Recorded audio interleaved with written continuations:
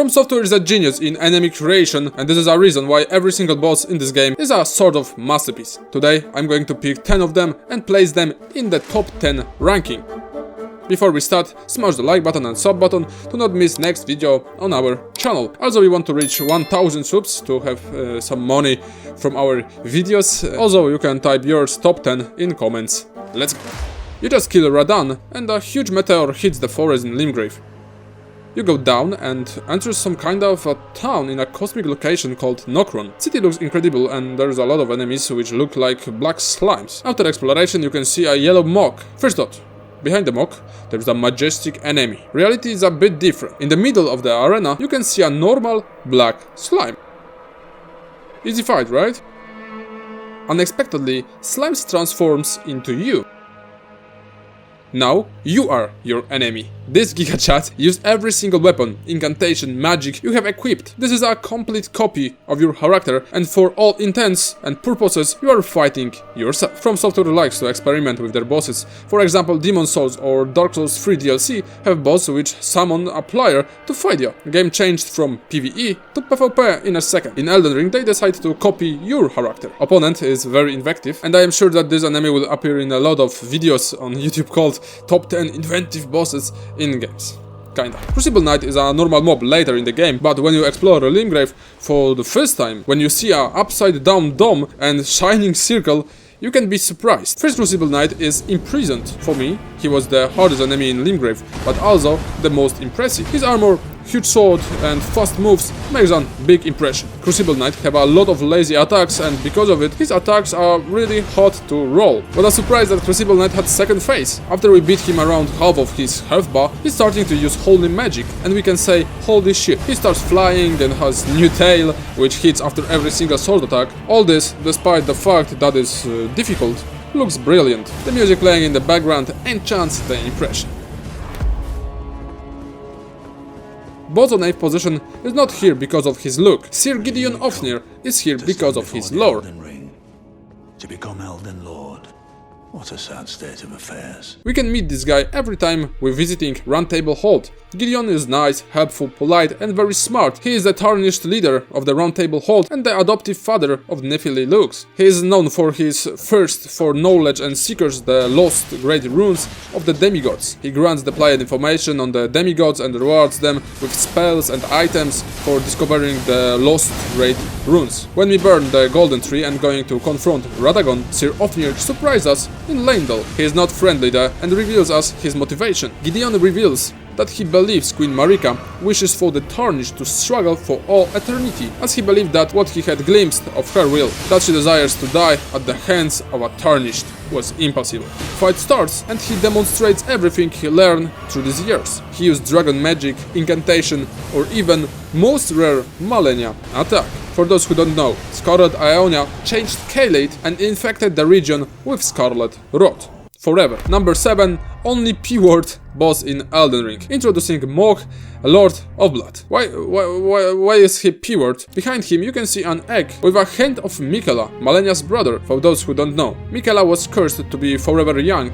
Mog fell in love with this guy and kidnapped him from Hoyle Tree when Malenia fights with Radan. Weird shit, but From Software by this boss showed how to make good duels. We need to start from describing the arena. Mogwin's Dynasty Mausoleum is breathtaking and is located underground, so the sky looks like the cosmos. Columns are burning, there's a lot of graves. On the platform is located Miquella in his egg and only his hand is sticking out. Goosebumps. Mohg has two phases, he's specializing in a blood magic and he uses it every moment. In the second phase, all arena just burning. Mohg can destroy graves with his weapon, which makes the fight more effective, and this P-word have fucking black wings. He's not only difficult, but also majestic.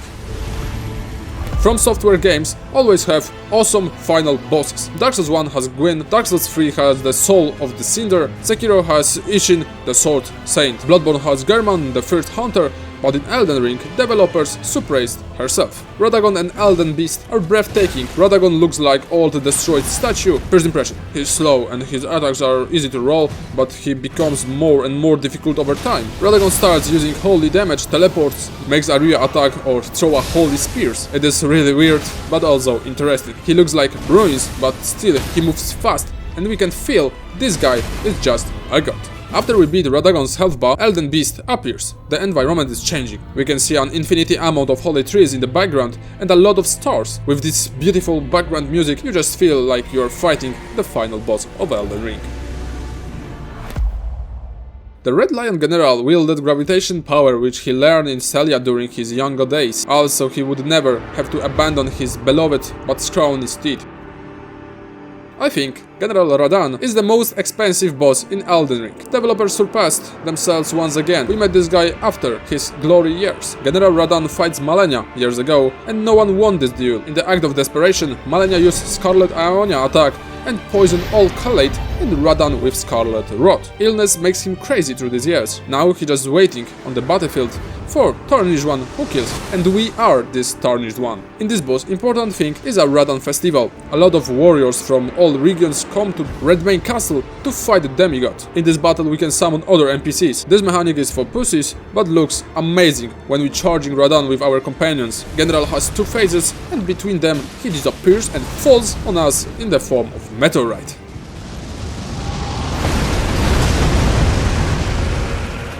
What a wonderful boss. Grafting in Elden Ring is a very interesting topic. We can meet a few grafted enemies, but their leader is Godrick, of course, ruler of Stormveil Castle. At some point, Godrick managed to insult Malenia. The two dueled near the gate from ruins, but Malenia defeated him with ease, and he was forced to grovel at her feet for mercy. Malenia left Godrick humiliated, but alive. Far removed from his divine heritage, Godrick followed the example of the other attenuated members of the Golden Lineage and turned to the terrifying and repugnant art of grafting. The process of attaching the body parts of others to one's own body to compensate for his weakness. We can see the results of his experiments. I command thee. Boss has many arms and holding a huge axe. In the middle of the fight, Godrick unexpectedly cuts his hand.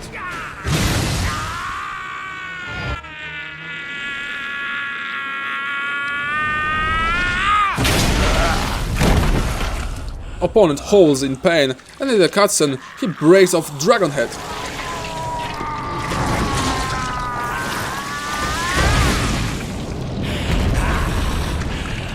Now, in the second phase, one of his hands is just a Dragon Head. The dynamics of the fight are changing, and now this guy breathes fire. God damn. Okay, we entered the podium. On the third place in my ranking, located is Maliketh, half-brother of Queen Marika and guardian of the Rune of Death. He can be found in the crumbling Farum Azula, I think the most impressive location in all Elden Ring. But before, from beginning of the game, we can meet this guy in the Khalate lands. Then we can feed him with death tropes. Then we don't know. This beast is a Death Rune Guardian. Opponent has two phases. First is very fast beast Celedry Man, which throw rocks at us. He decides to reveal his true identity and take hold of his sword saturated with death. Fight completely changed the rules. Maliketh starts to jam on the columns. He is agile, fast, and has area and ranged attacks. Animations are at the highest level, and with the background music makes this fight one of the best in the game.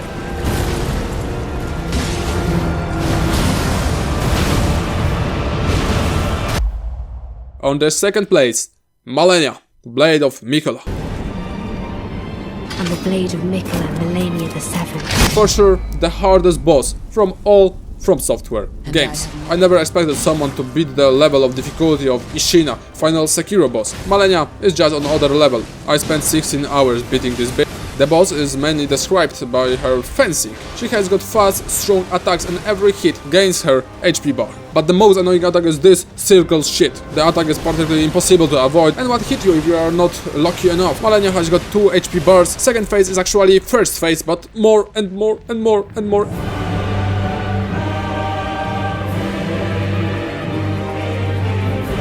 She starts flying using Scarlet Rod. We can see her movement, she makes explosion and even more. But after that she looks majestic and makes a great impression.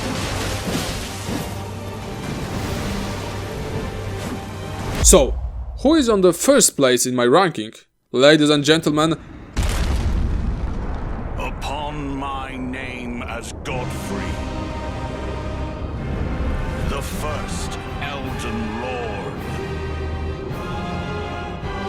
this boss fight, I think, is the most epic battle in entire gaming history. Before fight, we can meet that soul telling us that the first Elden Lord has come back.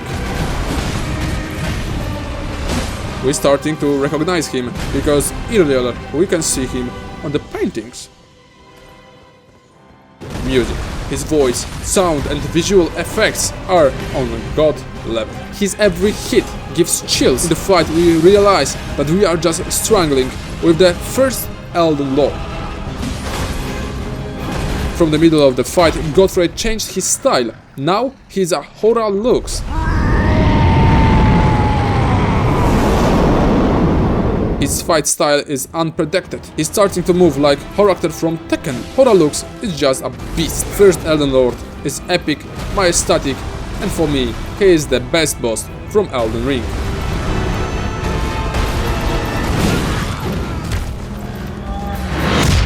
If you like the video, subscribe our channel to not miss next Elden Ring content. Type your top 10 Elden Ring bosses in comments. See you soon.